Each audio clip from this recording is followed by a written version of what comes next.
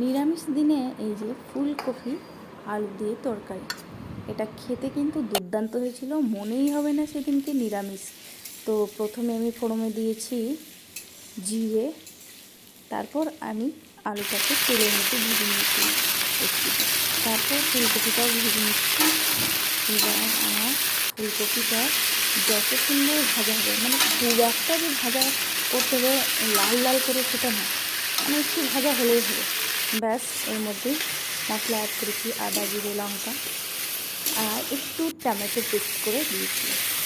সাইডে দেখতেই পাচ্ছি দু একটা গোটা রয়ে গেছে। তো আমি এবার কষিয়ে নিচ্ছি ভাল মতন।